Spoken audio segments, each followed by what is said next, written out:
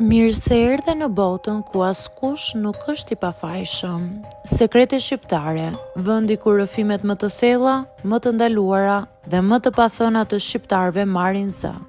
Na bëni subscribe për histori të ndryshme.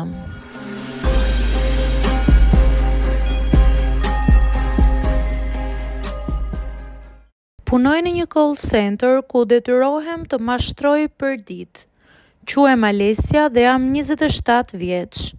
Punoj në një nga ato call centerat që në Tiranë i gjen pothuajse në çdo pallat të ri.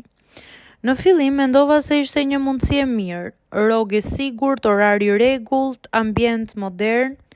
Por sot, pas 3 vitesh, mund të them se është një nga përvojat më të lodhshme dhe më të ndyra që kam jetuar. Kur shkova për herë të parë në intervistë, gjithçka dukej perfekte. Një vajzë e re më priti me buzëqeshje, më dha një formular dhe më tha se kërkoheshin njerëz për një projekt italian. Unë e flisja mirë italishten, kështu që pranimet shkonin shumë shpejt. Do jesh operatore për një kompani energjie. Vetëm telefonata dhe asnjë gjë e lodhshme. Më tha ajo. Ditën e parë të trajnimit na mblodhën në një sallë me dritare të mëdha plot kompjutera. Një burr rreth të 50-tave që u prezantua si menaxher i shitjeve na foli për mënyrën si duhet të sillemi me klientët. Ju jeni fytyra e kompanisë. Klienti duhet të ndihet mirë, të besojë çdo fjali tuajën. Tha ai. Por shumë shpejt kuptova që fjala besim aty përdorej si armë. Produktet që ne shisim nuk ishin ashtu siç përshkruheshin. Në fakt, shpesh nuk ishin asgjë.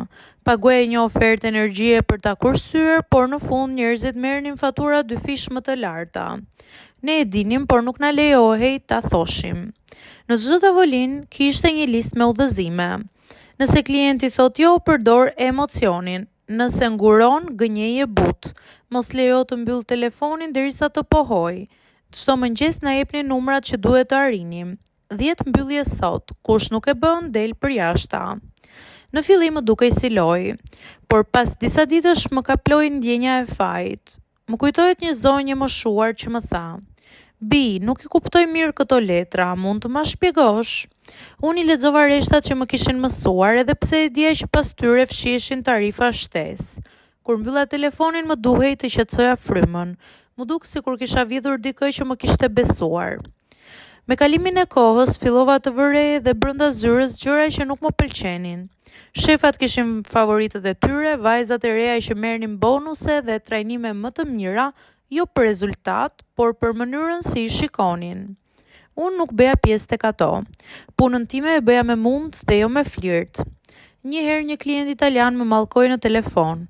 Zbuloi që kishte nënshkruar një kontratë të rrem dhe më tha: "Zoti të ndihmoft, sepse kjo që bën është mëkat." Fjalët më ndoqën gjithë natën. Pash duart e mia si të ishin të përlyera. Në zyrë nuk mund të flisje, apo të ankoheshe, sepse të thoshnin, nuk po të mban njëri me zor. Por të gjithë që punonim aty kishim arsye për të qëndruar. Një qira për të paguar, një prind të sëmur, një kredi për të shlyer. Kishim frikë të flisnim, por kishim frikë se mos ngeleshim edhe pa bukë. Një ditë koleget e mia, njëra prej tyre, filloi të qante në tualet. Kishte mashtruar një burr të moshuar që i kishte dhënë numrin e kartës për të verifikuar kontratën. E thyrën në zyrë, e pezulluan dhe pas 2 ditësh e pushuan. Puna e saj u shpërndate të tjerët dhe askujt nuk i bëri përshtypje. Ishim bërë si pjesë e një makinerie që bluante ndërgjegjet çdo ditë.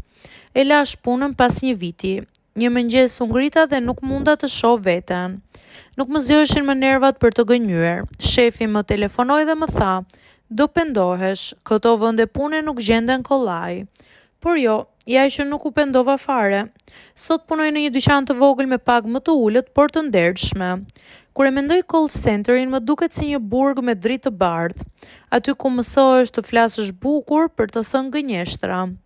Dhe çdo herë që më bie telefoni dhe dëgjoj dikë që përpiqet të më bindë për ofertën më të mirë, e njoh me njerë zërin e lodhur, sepse unë kam qenë aty në anën tjetër të kufjes, duke mashtruar çdo ditë për të mbijetuar.